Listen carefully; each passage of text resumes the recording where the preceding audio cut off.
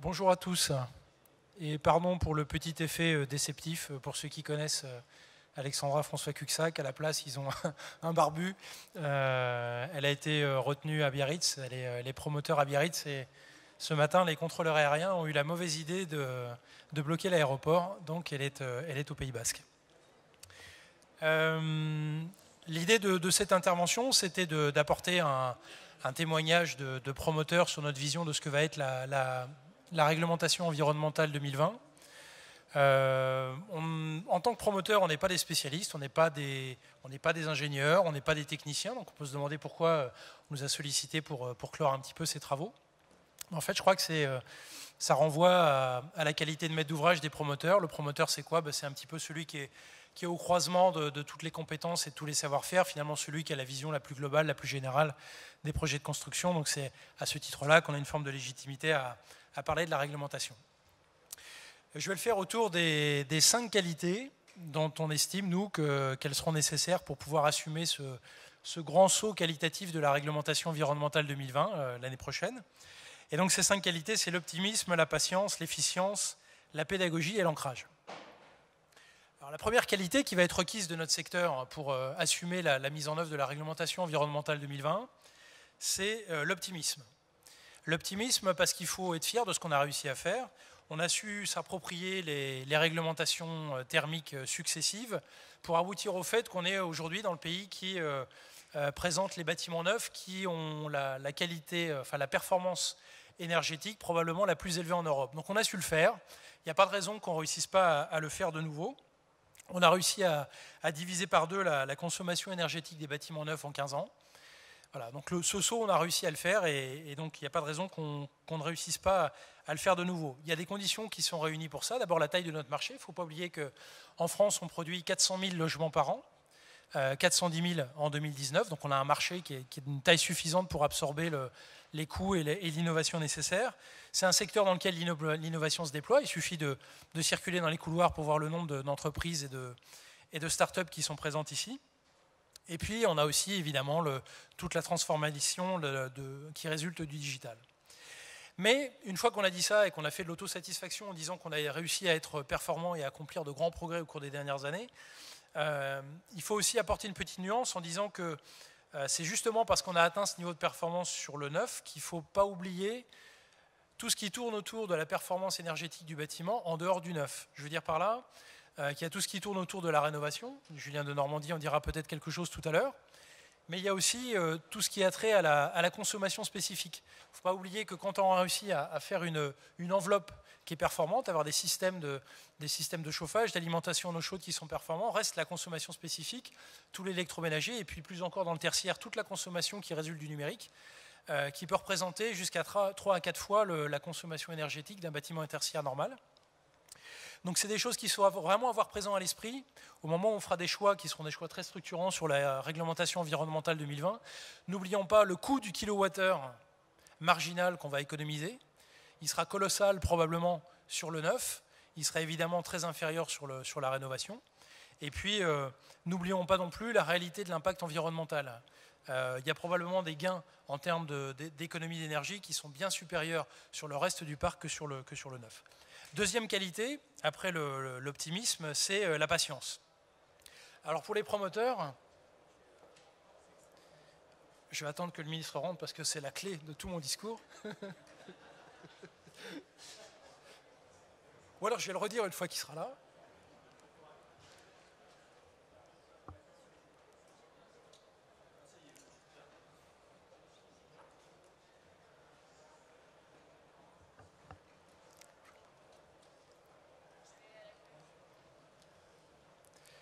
Donc, Monsieur le ministre, j'étais en train d'évoquer les qualités requises de notre secteur pour assumer le passage à la réglementation environnementale 2020. Et j'arrivais à la deuxième qualité, qui était la patience. Il est fondamental pour notre secteur que la réglementation environnementale 2020 entre bien en vigueur en 2021. Et vous ne trouverez jamais la FPI pour réclamer 5 minutes de plus, monsieur le bourreau. On est vraiment persuadé que c'est un rendez-vous essentiel pour notre secteur, mais entre la réglementation thermique 2012, chimiquement pure au 31 décembre prochain, et la réglementation environnementale 2020, chimiquement pure tout autant au 1er janvier 2021, il y a probablement un gap ou une transition sur laquelle il faut travailler. Cette transition, elle peut prendre différentes formes. Dans la réglementation environnementale 2020, on peut regarder quelles sont les typologies de bâtiments qu'on peut traiter dans un premier temps et celles qu'on peut traiter dans un deuxième temps. Il y a des indicateurs dans la réglementation environnementale 2020 qui sont mûrs pour être déployés aujourd'hui, d'autres qui le sont moins, parce que la technologie, parce que les méthodes de calcul ne sont pas encore tout à fait prêtes. Et puis il y a des degrés d'exigence, il y a des seuils qu'on peut définir de manière progressive.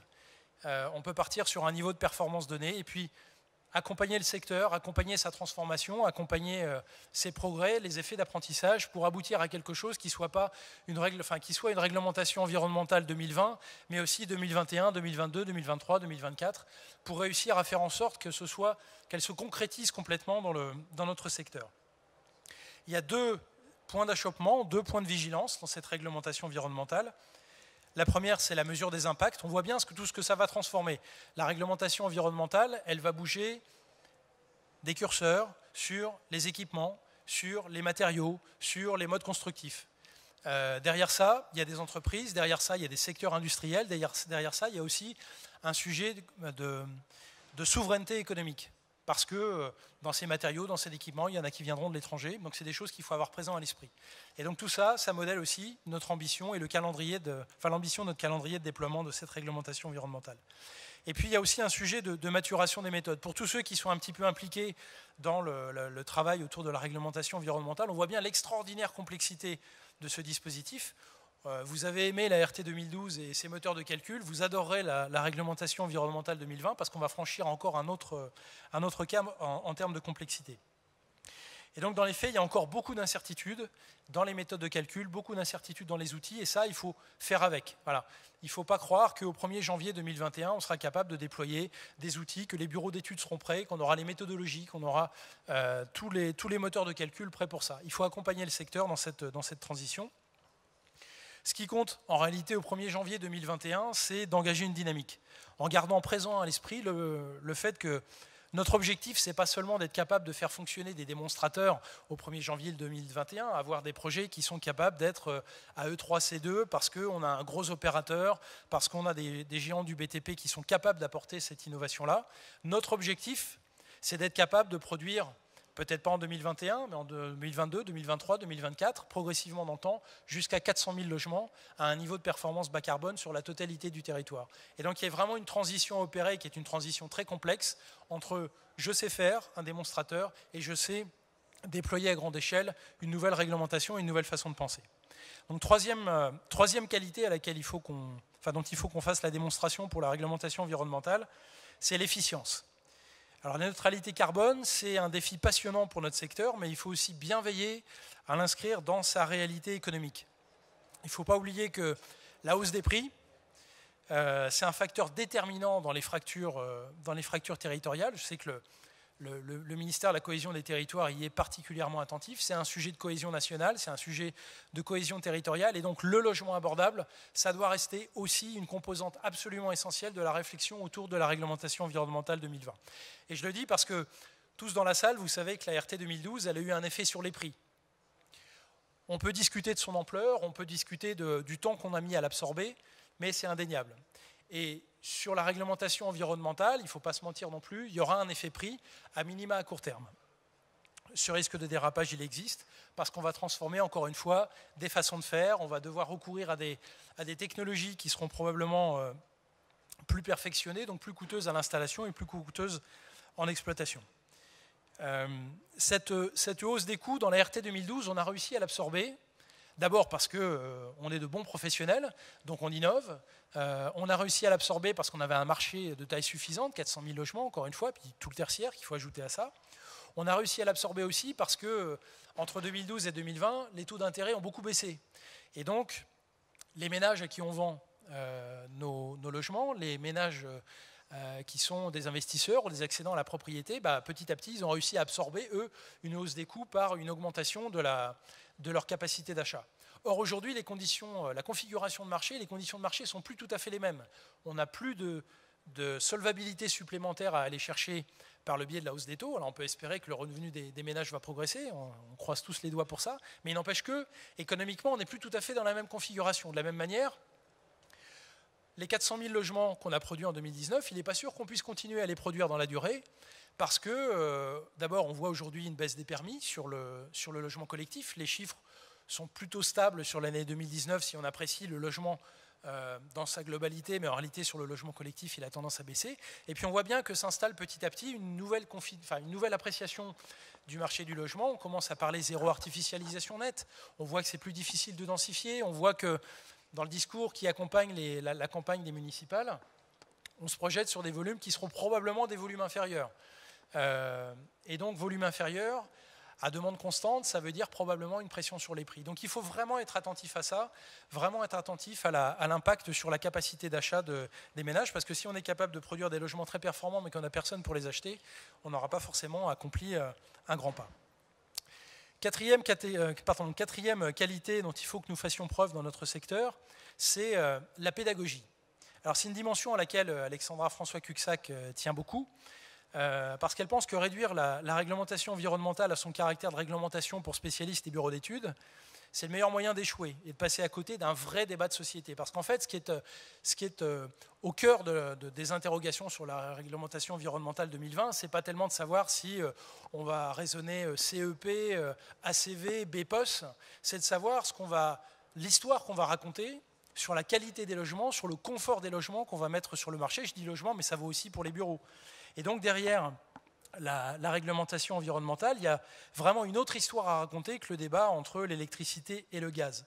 La réglementation environnementale, c'est des questions de confort thermique et acoustique, c'est de l'habitabilité des logements dans les pics de chaleur, c'est la taille de nos logements, un sujet extrêmement important, la configuration de nos espaces de travail. Et ces choix-là, ils appartiennent à tous les Français. Ce n'est pas juste l'affaire du Conseil supérieur de la construction, ce n'est pas juste l'affaire des énergéticiens, des bureaux d'études, c'est une affaire qui concerne la totalité des Français qui ont le droit d'en débattre et qui ont le droit qu'on les leur explique. Donc je crois même qu'on peut aller jusqu'à dire que bien expliqué et bien débattu, la réglementation environnementale, ça peut être un levier très puissant pour accompagner les Français dans la prise de conscience environnementale et dans la transformation des modes de vie. La réglementation environnementale 2020, ça peut être le versant positif de la lutte contre le changement climatique, quelque chose de stimulant, d'intéressant, mais à partir du moment où on est capable de parler aux gens de leur vie quotidienne et de ce que ça va changer pour eux. Dans la RT 2012, personne n'a dit qu'on aurait des murs plus épais, des logements qui seraient mieux isolés, mais qui du coup changeraient le confort acoustique. Tout ça, c'est de la vie quotidienne, il faut en parler, il faut le poser sur la table. Dernière qualité très importante en termes de débat sur la réglementation environnementale, c'est qu'il faut être ancré dans les territoires. C'est un sujet dont on parle entre maîtres d'ouvrage, entre techniciens, etc. Mais en réalité, comme le disait Jean-Louis Missica tout à l'heure, la réglementation environnementale, c'est aussi et d'abord un sujet de territoire. Parce que dans la réglementation environnementale, on parle bâtiment bas carbone. Mais en réalité, le bâtiment bas carbone, il n'a de sens que dans une ville bas carbone. Et donc ça suppose de le réintégrer dans un contexte beaucoup plus riche et d'avoir une vision beaucoup plus large que la vision très étroite sur combien de kilowattheures par mètre carré et par an, ou combien de kilos de CO2 à un horizon de 50 ans. Il faut aussi parler de l'urbanisme, il faut aussi parler de l'insertion du logement dans des réseaux de données, dans des réseaux énergétiques. Tout ça, ça suppose d'en parler de manière très étroite avec les collectivités locales. Encore une fois, la bonne échelle pour raisonner bas carbone, ce n'est pas seulement le bâtiment, c'est l'îlot, c'est le quartier, c'est la ville. Et donc cette discussion-là, il faut qu'on l'ait, y compris à la périphérie de la réglementation environnementale. C'est quelque chose de très technique sur le bâtiment, mais il ne faut pas perdre de vue cette focale un peu plus large.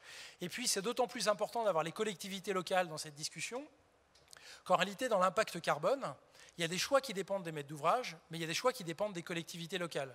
Et là, je vais prendre 2 secondes ma casquette de promoteur pour expliquer que lorsqu'un maire vous dit c'est pas 4 étages, c'est 2 étages sur cette parcelle, mécaniquement, vous avez un impact carbone qui est plus important. De la même manière, quand on vous dit il faut plus de stationnement, et comme le stationnement, vous ne ferez pas à l'extérieur parce qu'il faut aussi un coefficient de biotope, vous allez devoir creuser et faire un étage supplémentaire, enfin un niveau supplémentaire de parking. Ce n'est pas des choix qui vous appartiennent, mais en attendant, ça a un vrai impact en termes de carbone et d'émissions de carbone sur nos programmes immobiliers. Et donc cette réalité-là, il faut l'avoir bien présente à l'esprit parce que ce n'est pas des choix qui nous appartiennent. Dernier point que je voulais évoquer dans cette question des relations avec les collectivités locales, j'entends parler d'un label État qui pourrait donner une espèce de cible dans la future réglementation environnementale en disant de même qu'on a eu un label BBC par le passé, on pourrait avoir un label qui s'appelle le plus c'est moins ou autre chose qui définirait un niveau élevé de performance.